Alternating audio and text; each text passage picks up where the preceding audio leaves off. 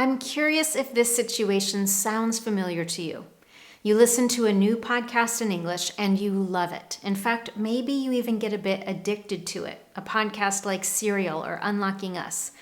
Not only do you fall in love with the podcast, but you are so excited to talk about it with someone. The problem is, after you listen, the podcast becomes one of those things that is in one ear and out the other. What that idiom means is it's something that you heard and maybe understood, but you quickly forgot it. The problem is maintaining or remembering the key points or the vocabulary that you want to use to talk about that podcast. Or maybe you just don't feel comfortable doing it. Like some of my students, you might also feel that you have to listen to the podcast multiple times if you want to talk about it effectively. And that's frustrating because, of course, you only have so much time in the day. These are all things that some of my students have said about their struggles listening to podcasts. And if any of those sound like you, I want you to know that today you're in the right place. If you don't already know, I'm Anne-Marie with Speak Confident English. This is exactly where you want to be every week to get the confidence you want for your life and work in English. Although this lesson is primarily focused on sharpening your listening skills, this is an important step toward better communication in English. To have effective conversations, we have to also know how to carefully listen to others. We need to be in tune to the conversation, understand what others are saying, maintain that information so that we can repeat it or talk about it effectively in conversations. By the end of this Confident English lesson, you will have a clear 3-step process that combines your love of podcasts with effective English practice activities that help sharpen your listening skills. Ultimately, not only will you be able to understand and talk about your favorite podcasts in English more easily, but you'll also sharpen your listening skills overall.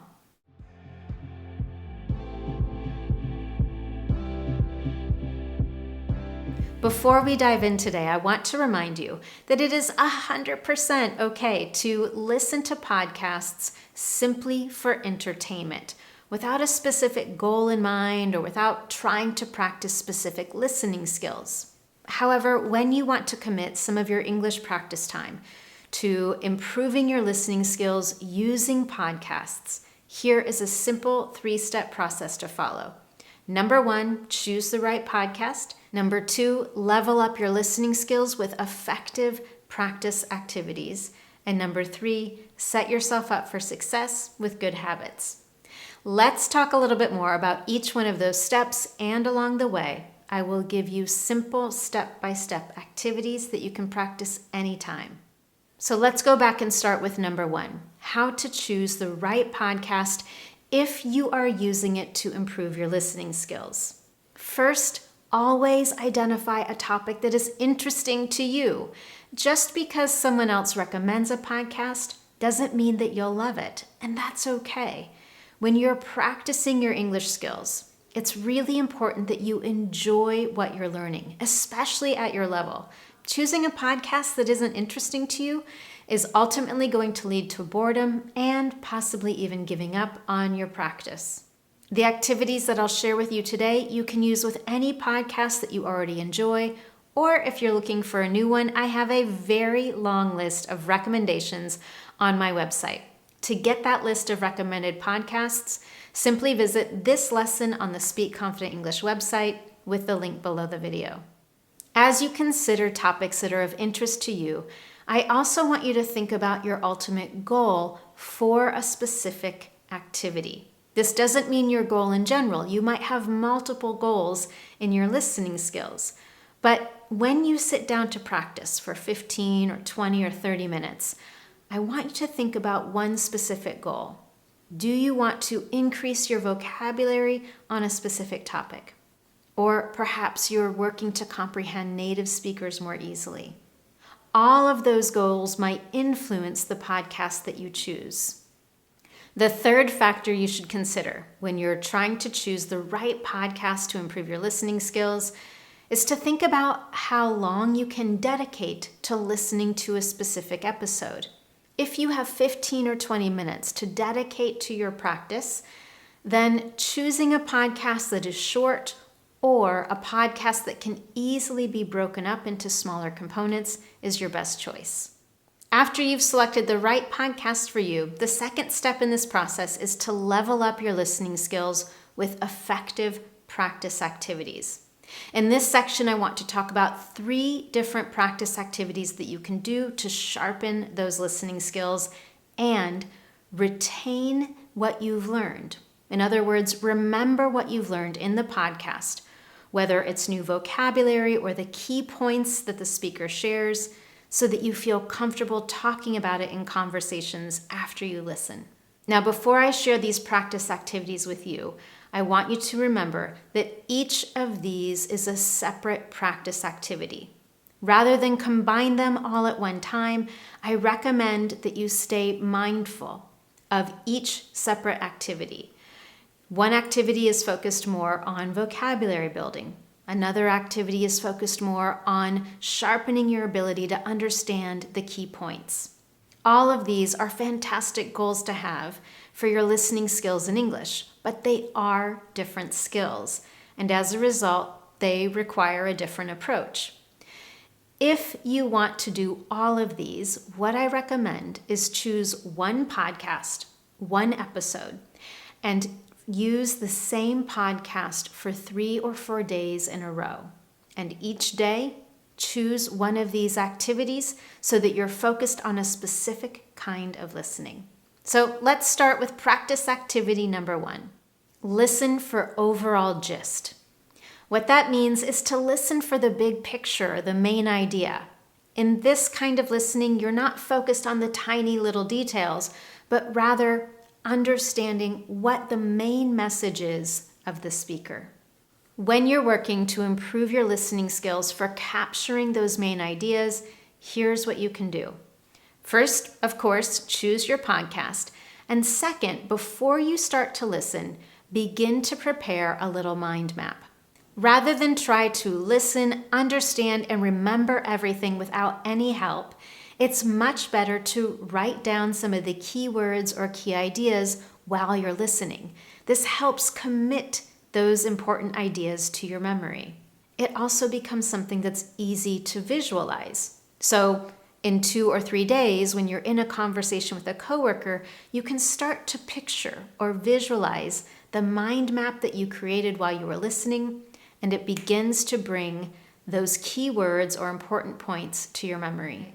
So before you click the play button on the podcast, start your mind map by putting the title of the podcast or the interview in the middle, and then begin to use question words to help you anticipate what the speaker will share. For example, you might begin to think about who or what the speaker is talking about. What is the specific skill? What are the steps required to gain that skill? Why are these steps important? I'm using those question words, who, what, why, how, to help me anticipate what's coming. If you were creating a mind map of this lesson today, it might look something like this. Then, as you listen to the podcast, begin to complete that mind map. Again, the point of this activity is to help you be focused on listening for those key points, the things that the speaker really wants you to remember. And it will help commit these ideas to memory so that you can talk about them more easily. The second practice activity you can use for sharpening your listening skills using podcasts is to listen and read for vocabulary building. Now, with this one, you definitely want to find podcasts that provide a transcript.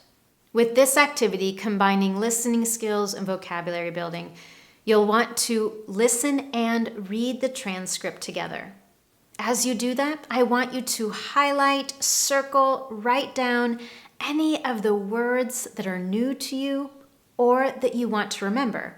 There may be idioms or phrasal verbs that you hear that you know, you've heard them before, but you never really use them in speaking. And now you want to make sure you remember those new phrases so that you can use them in conversation.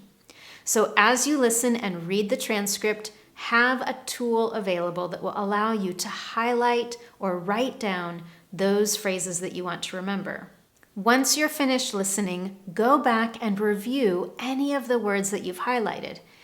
If there are words that are new to you, before you go to the dictionary, I want you to challenge yourself and try to understand them based on context. See if you can pinpoint the meaning based on the other words and sentences around that key word. Let me give you an example of what I mean. Imagine this is a sentence from a podcast and the word affluent is new to you. Look at that full sentence and see if there's anything else that gives you a clue about the possible meaning of affluent. From this sentence, we know that this family has always lived in the most expensive part of the city. So what does that tell you about their background? What might affluent mean? This kind of activity of using the context really sharpens your ability to understand new words in conversations, in podcasts, when you hear them. Learning to do this effectively will also help you avoid getting lost in conversations when someone uses something that you've never heard before. So when you do something like this, take a few moments to write down what you think that word might mean, then go to a dictionary to confirm it. These two steps are essential to learning the new vocabulary, but now we need to commit it to memory. One of the best things that you can do is immediately take that new word, phrase, or idiom and use it in your own example sentence. So once you've learned that the word affluent means wealthy, how would you use it in your own sentence? Doing that consistently over a period of days will give you the repetition you need with a new word so that you commit it to memory and you're able to use it easily in conversations going forward. And now the third practice activity you can use to level up your listening skills is to focus on global listening, or listen to understand the finer details. What I mean by all of this is to read between the lines. That phrase means to find the hidden meaning, or the meaning that is understood without being said clearly. We also refer to this as layers of meaning in our speaking. I might say good morning to someone, but if my voice sounds angry and I cross my arms like this and say good morning, do I really mean good morning? No, of course not. There are different layers of meaning in just those two words. When we're speaking, there's a wealth of information that gets communicated through the way that we pause, our word stress, intonation, and so on. So if you want to work on understanding these additional layers of meaning using a podcast, here are some questions that you can think about as you're listening. Number 1, what emotions or opinions does the speaker convey as they speak? If a speaker says, "I'm sad," of course, we know that they feel sad. They told us.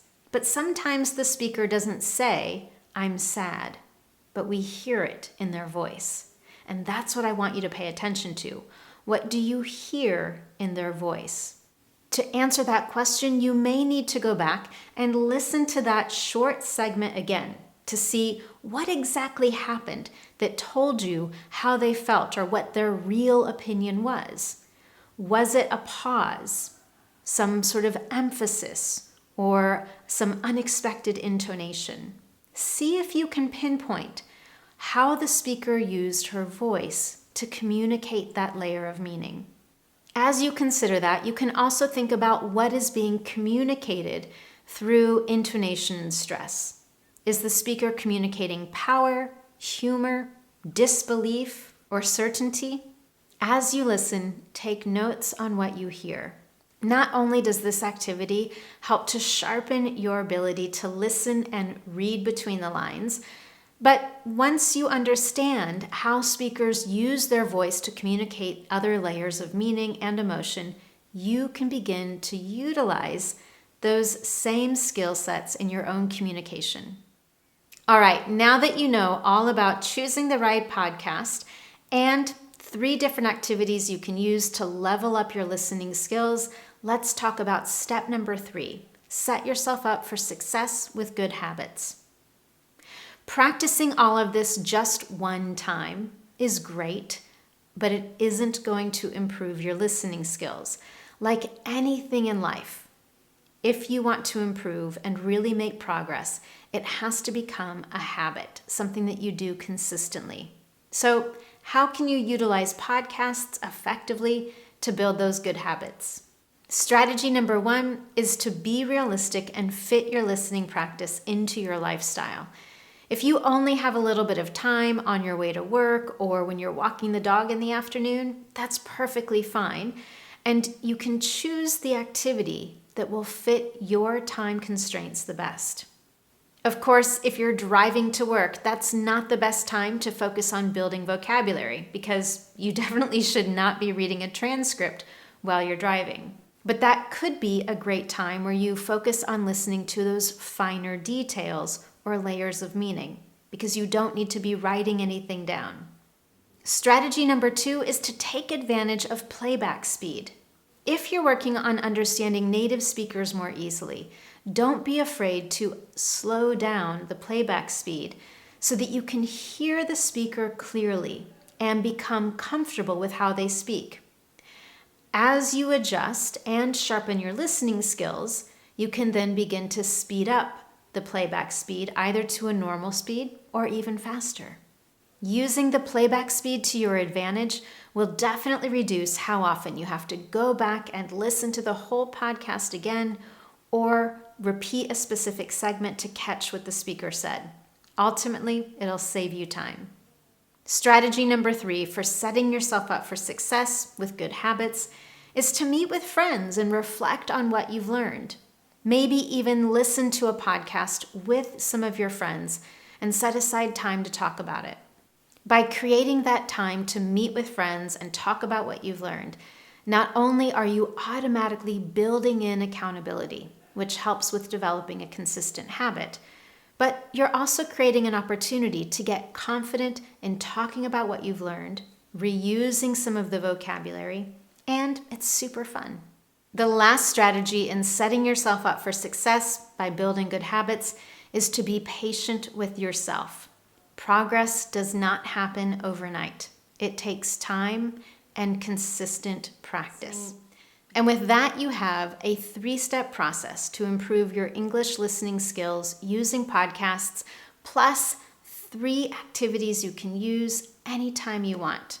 Before we finish, I want to remind you that if you're looking for a new podcast to help you get started in improving your listening skills, I have a full list of recommended podcasts to help you get started.